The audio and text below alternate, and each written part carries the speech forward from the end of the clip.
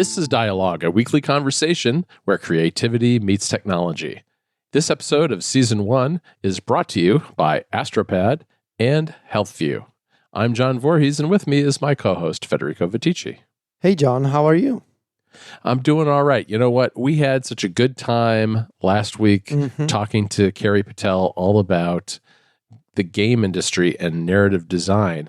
We wanted to follow up with part 2 and talk to her about her novels, the Recoleta series, which is a trilogy of books that is really interesting that I think our readers would really enjoy, but we wanted to understand a little bit more about the writing process and how that differs from narrative design in video games. What do you think? Yeah, that sounds great. Let's do it. All right, let's jump right in. I'll let you start off with the first question. All right, I want to shift gears and talk about a different kind of writing. I want to talk about your novels. What can you tell us about your Recoleta book series for our listeners who may not be familiar with it, and sort of what made you decide to write a novel? So it's a trilogy of books, The Buried Life, Cities and Thrones, and The Song of the Dead. And, you know, the first one, I don't know, I guess I'd had it in the back of my mind for a long time. Like, I love reading, and, you know, I enjoyed writing too. I'll work on a book, you know, like a lot of people do. I'll work on a book one of these days. And at least my experience was definitely one of just sort of this day by day. Can I do this? Am I still doing this? Yeah, let's do this. Let's just go for it. The first one, I think I actually got a lot of the ideas for it on a study abroad trip to Argentina when I was an undergraduate.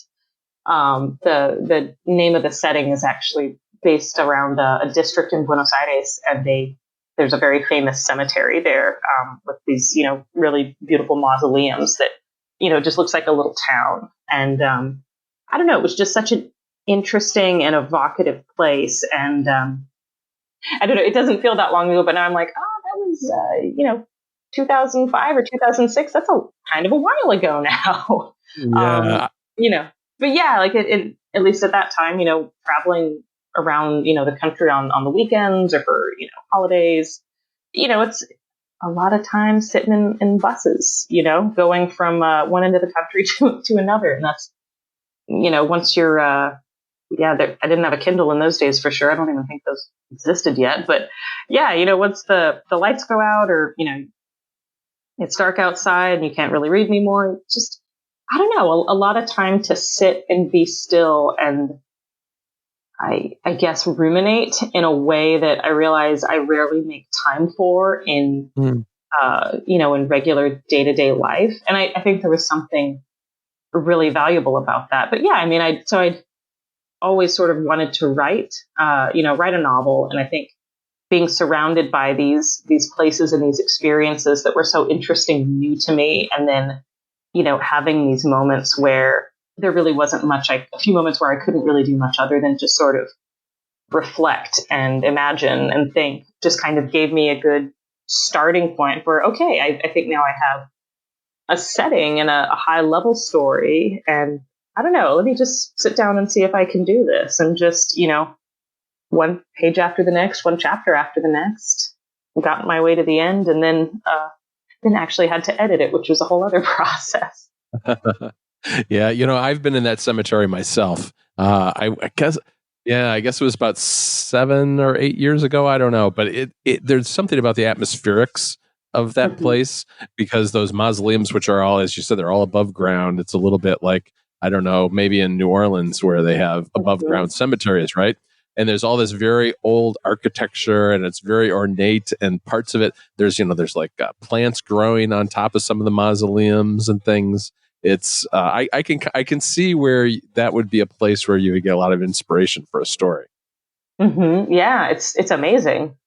Yeah.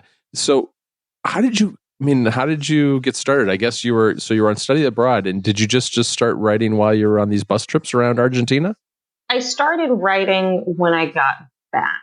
So yeah, I started and I'm a planner. I'm more on the outlining spectrum than the right by the seat of your pants spectrum, I guess. So yeah, when I got back, I took some time, just, free time over the summer, kind of worked on the outline in my off time. And then I think it was probably near the end of the summer, I had enough of an outline that I thought, okay, I see what the story is about. I see where it's going. And I feel like I have enough to actually, start writing the words. And I was still in college at the time. So it was, just something I do on evenings and weekends and, between classes, instead of, reading or, going to the gym, or whatever else I might have been doing. It was just, that just became kind of one of my downtime activities is, let's see if we can write a few pages today.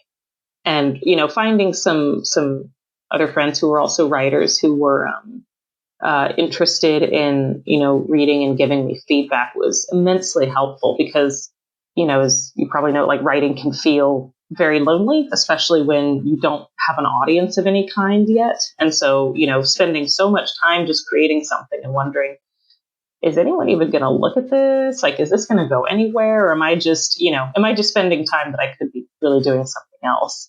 It felt really good to have a few people who were reading it just because it made the process feel that much more directed. I'm not just sitting down and spending time that I could be doing something else. It's like, oh no, there's a reader on the other end of this. So, I need to finish this, uphold my end of the bargain and deliver this to them. Even if, really we both know they're doing me the favor. Mm-hmm. So did you ever have a moment when you realized, oh, well, I guess this is actually going to work and that you would have the opportunity to write the second and the third books? Like, how did that happen? Yeah, it was. So, I guess the whole thing was, I don't know, I guess a process that unfolded over a few years. So I think I finished the first draft in about a year. And I, definitely remember, I don't know at what point I felt like I went from thinking, will I finish this novel to, yes, I'm definitely going to finish this novel. I feel like it didn't take too long to get to that. But, then, having 80 to 100,000 words on your hands is one thing, but having them be actually good is another. And so I think I realized somewhere in the back of my mind, once I finished it, that, okay, this is a complete story, but it really needs some work. And I'm not really sure what that work is or how to do it yet. And, so just to sort of sitting down and thinking of all the blank pages to get to the end of the book could be a little overwhelming than thinking about, okay, how do I polish this thing in a way that I can't really quantify right now, was just as overwhelming. So it is good at least to recognize, especially when you're starting out as a novelist or short story or writer of any kind, really, that there's a lot of work you may do, and it may or may not directly, that any individual, piece of content may or may not reach your audience, or it may or may not reach your audience, on the timeline that you were hoping for. And there's only so much control you have over that process. And, but at the same time, none of that work was ever wasted. So, I guess I couldn't honestly know for a long time, like, well, is this actually going to get published? Is anyone, besides my critique partners going to end up reading it? I think I don't know. I got to the point where I said, and again, it was sort of an iterative thing over a few years, but I finally got to the point where I could say, okay, I've done everything I know how to do with this book. This is as good as I can possibly make it. Either there, now it's sort of up to the business side, like either there is someone who is interested in this and thinks they can sell it and thinks there's an audience for it, or there isn't. And if there is, that's great. If there's not, I learned a ton writing this book that I never would have learned otherwise.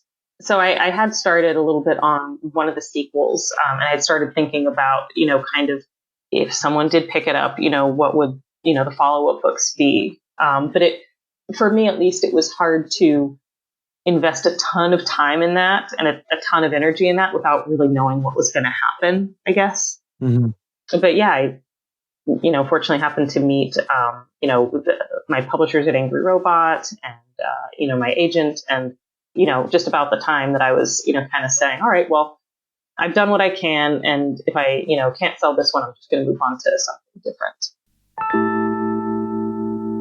This episode of Dialogue is brought to you by Astropad Studio. Astropad Studio turns your iPad into a completely customizable graphics tablet. With Astropad, you can combine the power of the Apple Pencil with your favorite Mac apps right on your iPad. The makers behind Astropad understand that no two artists work alike. That's why they've packed Astropad with opportunities to customize every aspect of your workflow, with features like programmable gestures, custom pressure curves, and unlimited per-app shortcuts. They literally designed Astropad from the ground up for professional artists.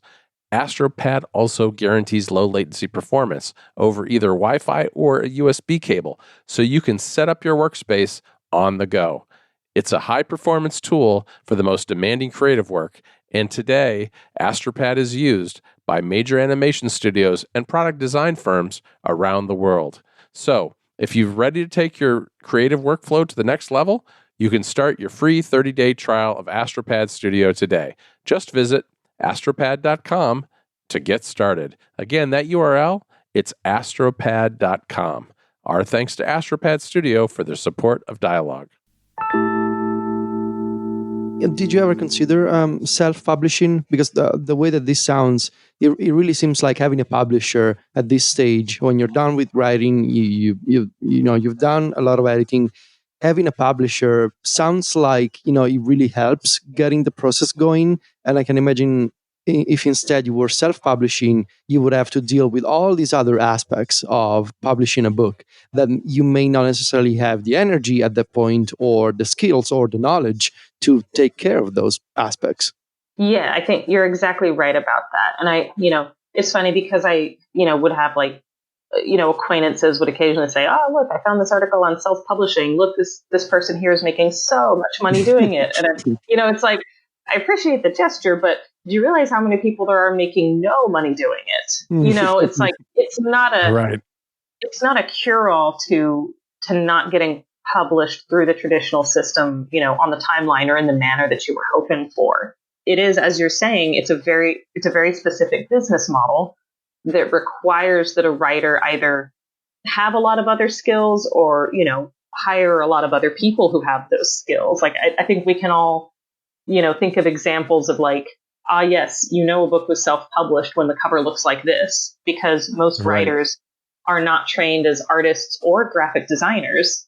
And those are two separate skills that, you need to make a professional looking cover, and so there's a lot about that I think, and that may have changed, but, certainly in the, the mid 2000s, I think was easy for people to overlook is, it's sort of like winning the lottery, I guess, of writing, as opposed to just, thinking, well, yeah, it's an option, but again, you have to exercise or find people with all of these other skills to help you succeed, and you also have to be, a much more aggressive marketer and self-promoter, and have a much more visible presence for your audience, and have a much higher and faster rate of output to keep your audience with you.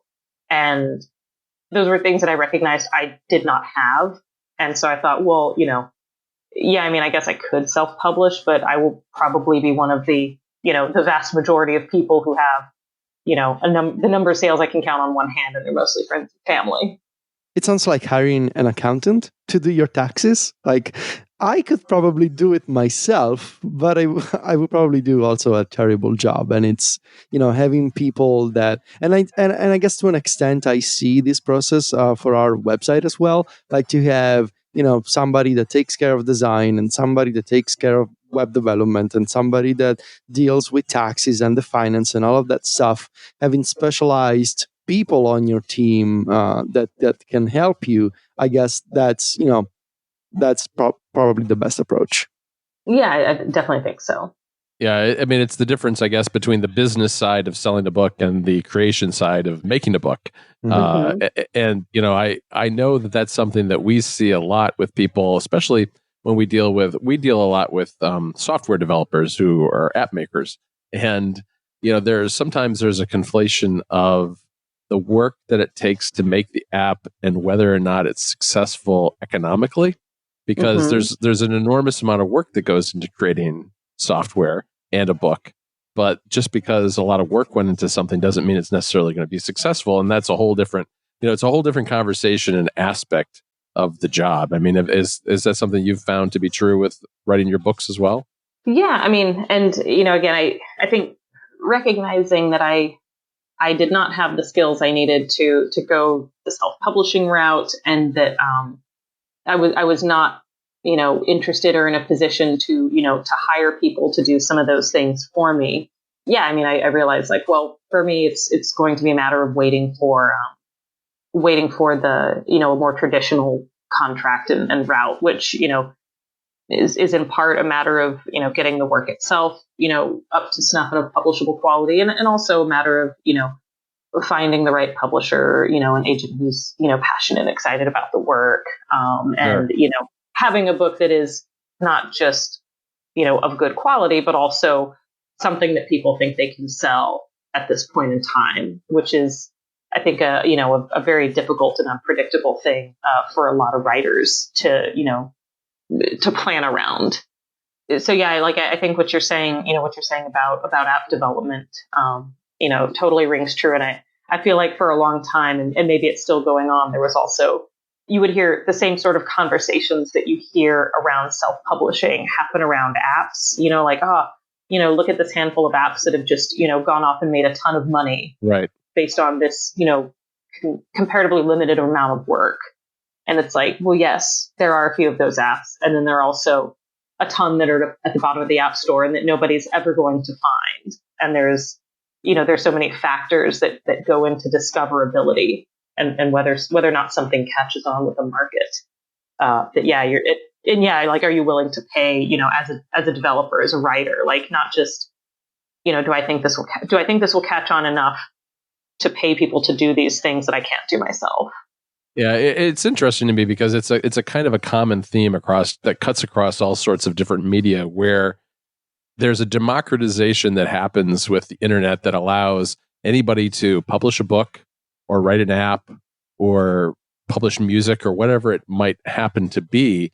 But at the same time, that also creates more competition. It makes discoverability a lot more difficult, which, it's kind of like two sides of the same coin. It's easier to get your stuff out there, but it's also, in some respects, harder to get noticed. Yeah, absolutely. I wanted to kind of switch gears back to the process of writing the books again, and talk to you a little bit about the characters of your series and where you get the inspiration for the characters. I mean, where does that come from? So I started, I know different writers have, different processes for how they'll develop, the high level elements of their book. And some people start with a plot and then, develop the characters and the setting around that. And some people start with the characters and then, everything else comes from that. With the Recoleta trilogy, I started with the setting, which I don't think of myself as like a really lore focused writer. And I don't enjoy reading or writing, generally, really, really dense and, extremely detailed, passages on world building, for instance. Like, for me, those things very much exist to support the story and give characters and plot points context, not for their own sake. But yeah, I think it was, we were talking about just sort of the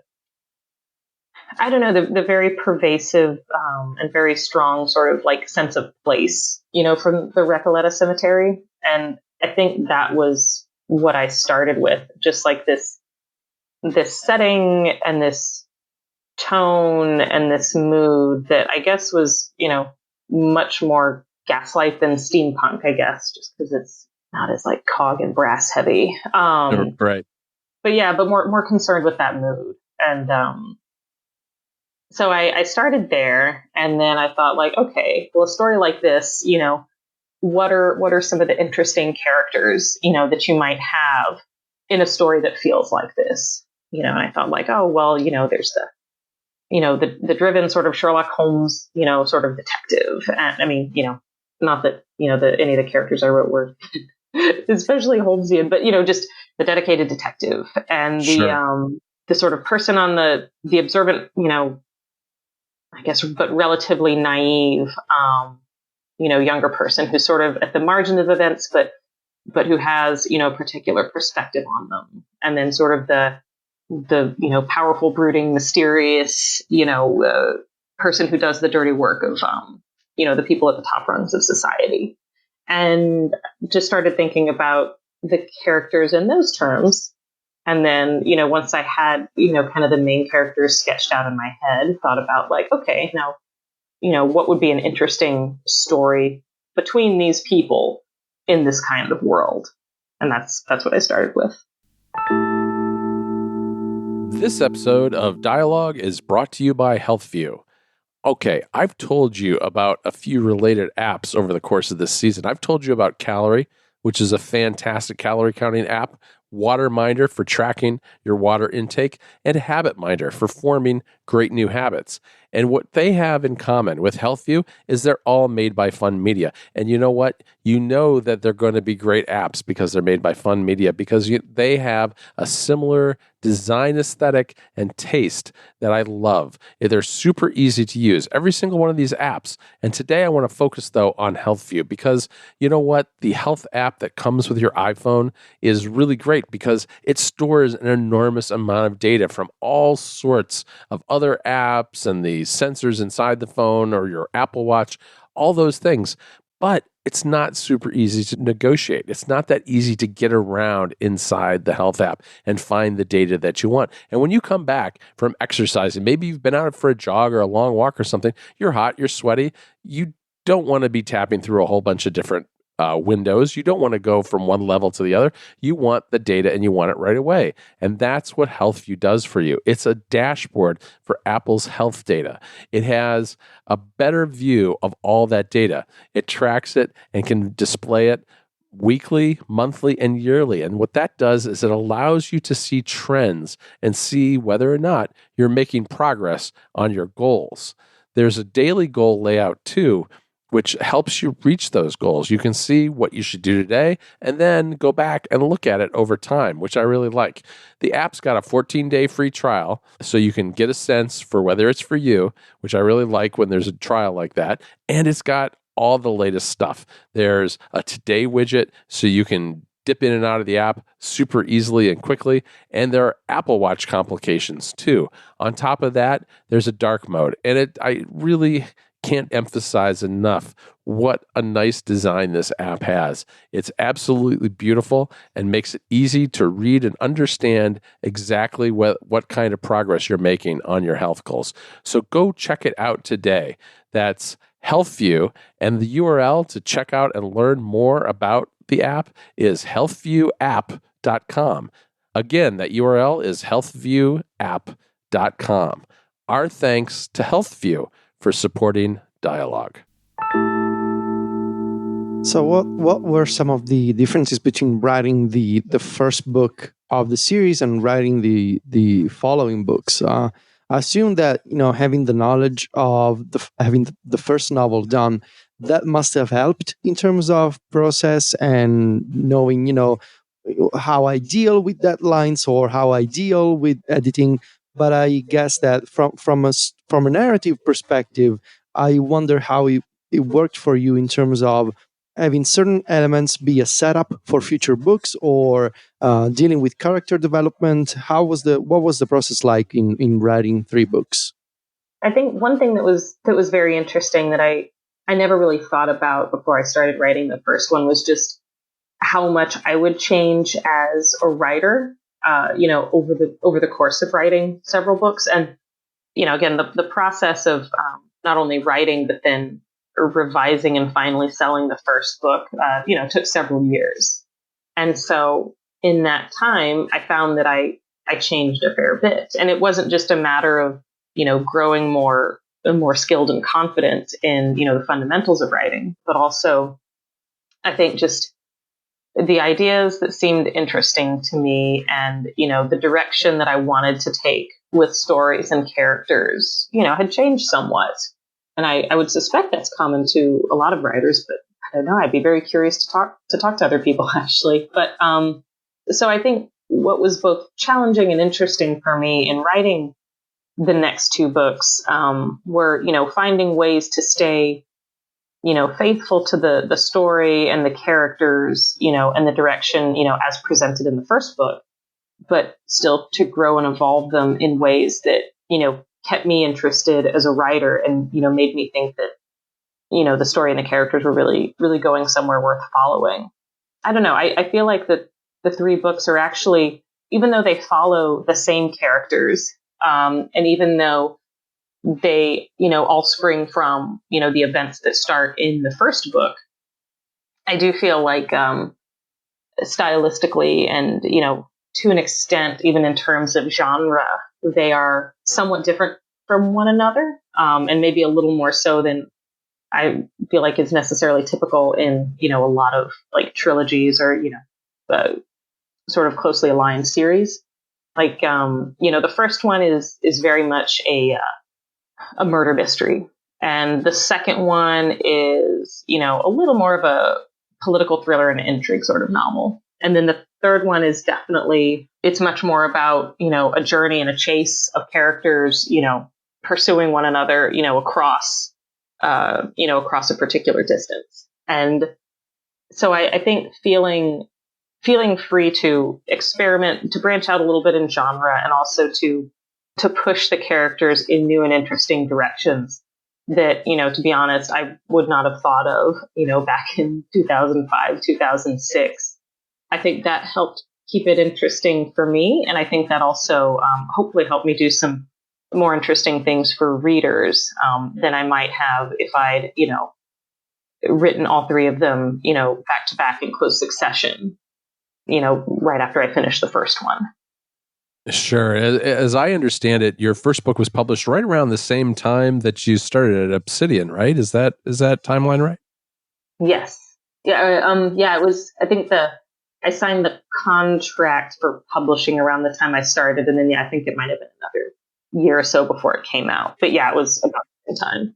So how do you balance both working at Obsidian and working on your novels? Because that means obviously the first book was mostly finished by the time you started at Obsidian, but you had two more novels after that. How do you balance those things? Yeah. For me, just a lot of, I guess, structure. I'm generally a morning person. So when I'm in the middle of a writing project, I'll, try to get up pretty early. A lot of times, when I was working on the other two novels, it would be around, 5 or 5:30, get ready for the day, have breakfast, and then, have an hour and a half or so to, write before I went into work. I got into the habit of taking my laptop to the office so that on my lunch breaks, I could, sit outside and enjoy the beautiful Southern California weather and, do about an hour's worth of work. And then sometimes that would also give me a good opportunity before I got home and got too comfortable to hang out somewhere, whether it's at a cafe or someplace near the office, for another hour or two after work, and get a little bit more done. So, it's honestly, it's really just about carving that time, out of my schedule.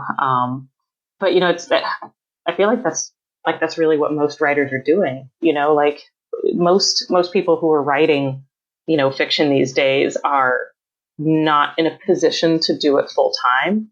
Right.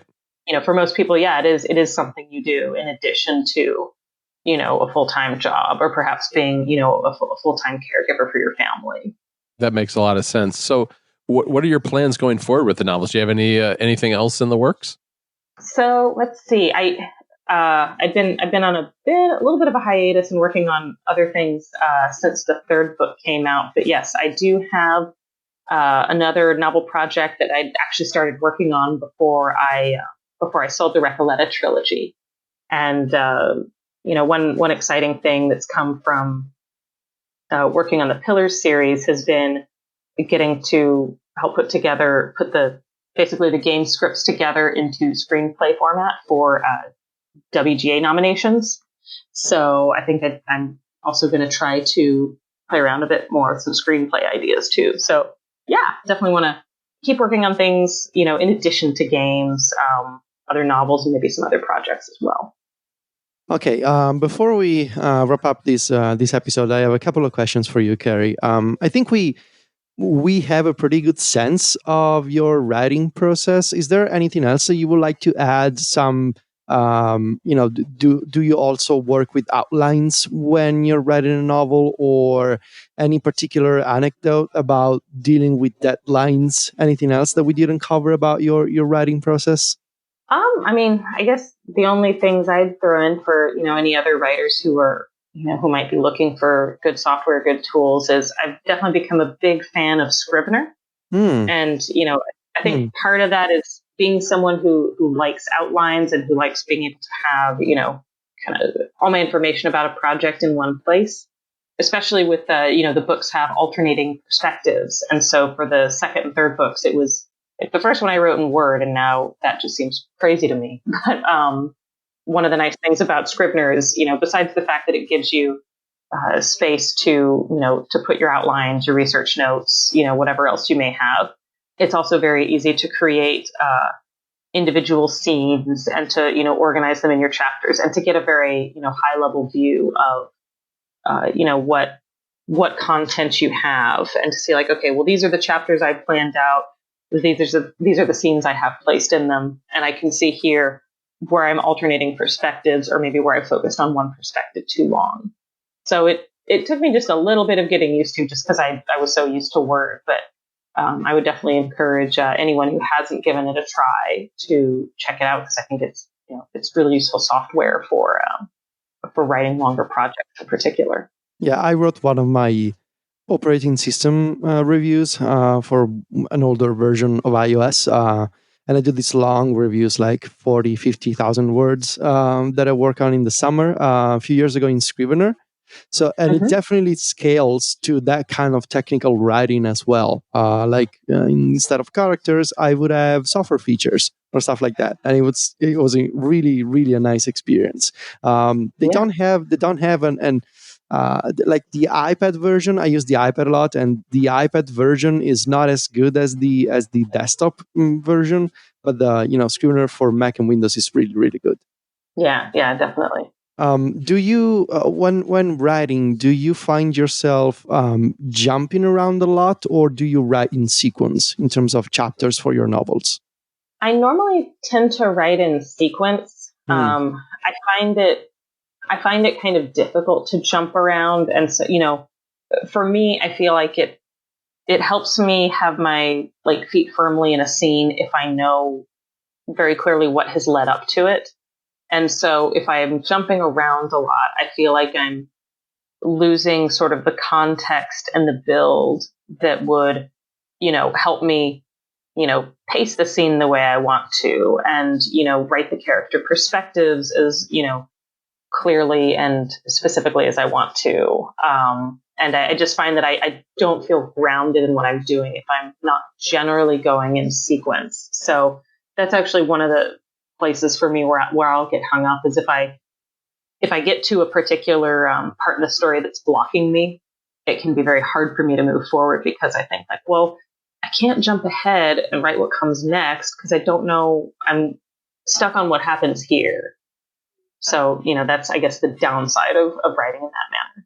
So my final question for you, Carrie, and this is a question that we've asked all of our guests on this first season of Dialogue. The role of fortune or luck, and and hard work and talent, and maybe being able to do the right thing at the right time. What are your thoughts on this? The role of luck and the role of hard work. Looking back at your career so far. I mean, I think they're all important. It's interesting because, I don't know, I think just as human beings, we're all, we tend to construct narratives around our own particular experience. And there's, sort of a sense of well, this is what happened because it was what was always meant to happen. Yes, things were always headed in this direction. But like, I do wonder sometimes, I feel like I was definitely very, lucky in applying to Obsidian when I did, and in looking for, game narrative jobs exactly when I did, because they also happened to be looking for someone. And, I also happened to be, happened to have worked to develop my skills to the point where I was an attractive candidate for them. But I do wonder sometimes, like, I don't know, if I'd started looking, even a month later, would I have found that opportunity, and, where would I be and what would I be doing now? And I think especially, in an industry like the games industry, which is, known for being, fairly volatile a lot of times in terms of employment, you see a lot of very talented and hardworking people who, may be in and out of jobs, just because of the fortunes of the industry, and just because of, how volatile the projects or the studios that they're, affiliated with may be at any particular point in time. Yeah, I mean, I think all those things are important. Obviously, hard work and preparation will prepare you better for those opportunities when you are lucky enough to stumble across them. But, I do think it's also important to realize that, there's a lot that, could be different for you or for anybody else, just based on circumstances outside of your control. Yeah, absolutely. Carrie, I want to thank you so much for joining us today. It's been a real pleasure talking to you both about video game narrative and your books. It's been great having you on the show. Oh, thank you so much. It was really great to talk to y'all. So, Carrie, where can people find you if they want to follow your work online? So I'm on Twitter at Carrie_Patel. That's fantastic. So I also want to thank our two sponsors again for this episode. That's AstroPad and HealthView. And Federico and I will be back in another week with another episode. Talk to you next week, Federico. Ciao, John.